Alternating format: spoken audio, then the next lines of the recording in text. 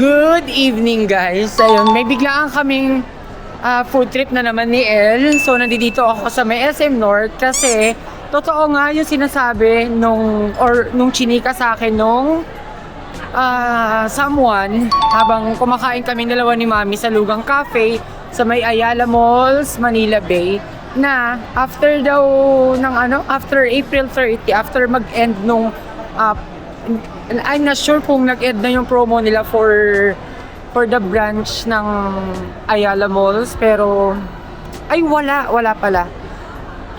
Ayun, Lugang Cafe. Yan. At ang daming tao. Si El, on the way na rin siya. At kanina hilong-hilo ako guys. Kasi 4 days straight, puro gabi-gabi, nagiinuman kami.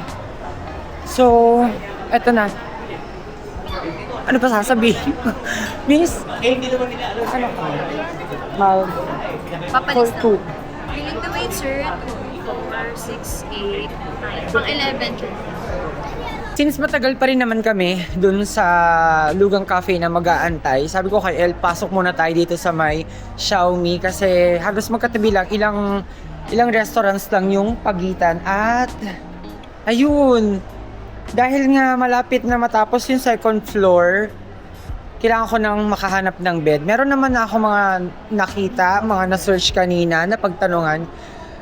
Yun nga na kasi yung iba malayo, tapos may downtime ang waiting time nila. So dito sa Xiaomi, meron silang bed. Yan. I'm not sure kung king ba to o queen. Tapos ito, may side tables. Ang hirap pumili ng kama. Pero yung mga side tables, pag-isip ako kung magsa-side table pa ba ako kasi baka sumikir. Pero yung aesthetic, diba? Yung aesthetic kasi nung room, makikita kapag may side table.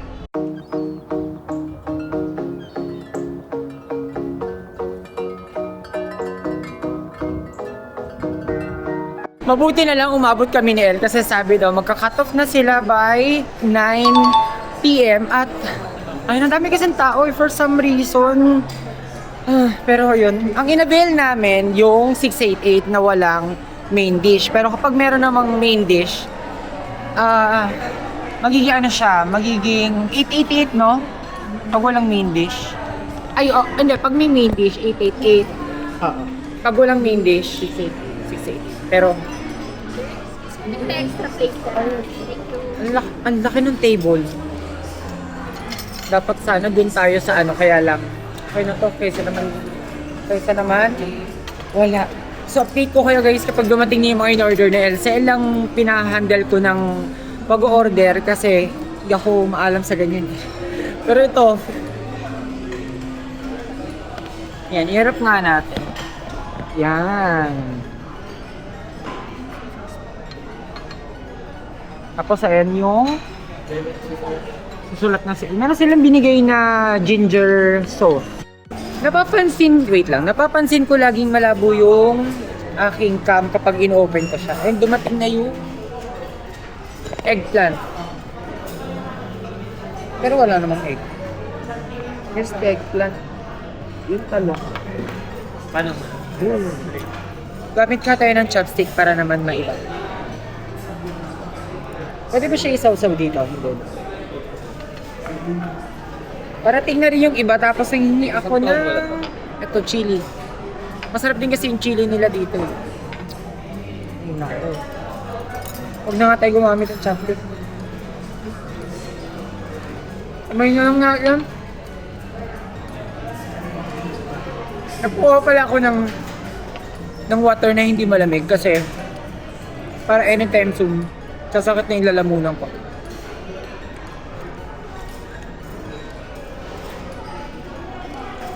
Four days ba naman eh. Tuloy-tuloy. Ayan, dahil naubos na namin yung unang set ng crispy eggplant, nagpa-order ulit si El ng 2 piraso pa. Tapos ayun, nilalagay na ni Kuya yung Taiwanese omelette. ito. Part 1 to the spicy. Pork, ito, spicy ice time. Taiwanese omelette, pork wonton. Tapos, ito kanilang tofu na merong century egg. Siyempre, meron din tayong kanin. Yan, di ba kung kumpleto pag walang kanin. Tapos, yung mga xiaolong baos, parating na rin. Soup.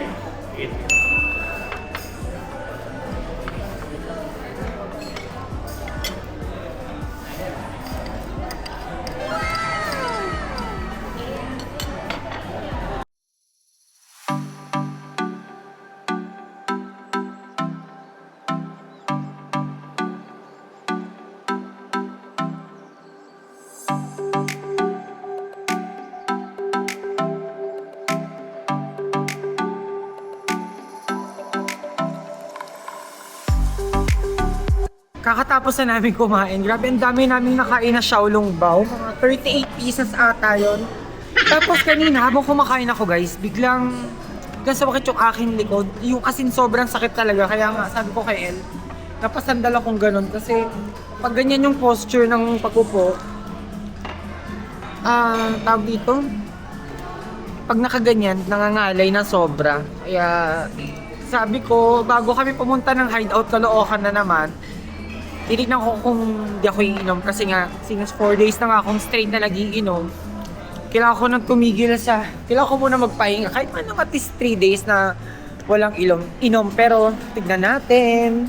Punta lang muna kami sa may Watsons para makabili ng Salon Pass or yung Tiger Balm na parang Salon Pass po. So, dahil masakit ang aking likuran, ito yung bibilin ko na, ano yan? Yung little, ang labo. Pero ito, yan. Ito yung may roll-on. Tapos, kasi nga akin. Bumili na rin ako nitong, ito, sinasabi kong Tiger Balm.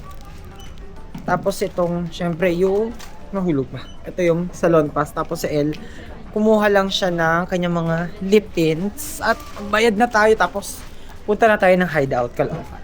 Good afternoon, guys. Pauwi ko lang dito sa bahay. Time is, ano ba? 12:55 PM. At kanina, pag napagkalapag ko dito sa may area namin, meron ako nakita nagbibenta ng egg. So, although, iniwanan ako ni mami ng egg dito sa aking kwarto, yun nga lang kasi naubos na rin namin siya kasi ilan kami kumakain. Ako, si Pao, si Isha, tapos si Daddy. Kaya ayun, naisip kong bumili ng, ayan, egg. Tapos, dumadami nga yung mga something dito sa aking kwarto. Yung kahapon nga sabi ko, ano yung natapon na powder? Yung pala, nginat-ngat ng mabait. Sobrang bait. Yung binili ni Maming Choco Coffee. Kaya nilagay ko na lang siya dun sa aming ref para hindi rin siya mapasukan ng kung ano-anong insekto. Tapos, yung aming bawang sibuyas na dito sa kwarto ko, nilagay ko siya sa sealed na lalagyan. Tapos, sumunod naman, yung mga eggs, ilalagay ko sila isa-isa dito sa white na containers para, ilapag ko na lang, para naka-safe din siya at hindi siya makukulo.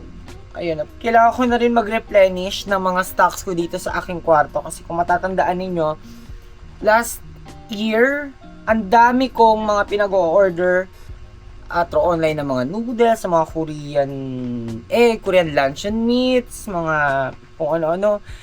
Siyempre, nauubos na siya, so kailangan natin ulit mag-replenish. Pero ngayon, medyo nagiging bantay ako sa paggastos ko kasi nga, hindi pa tapos yung second floor. Almost patapos na, pero not totally. So, yung patapos na.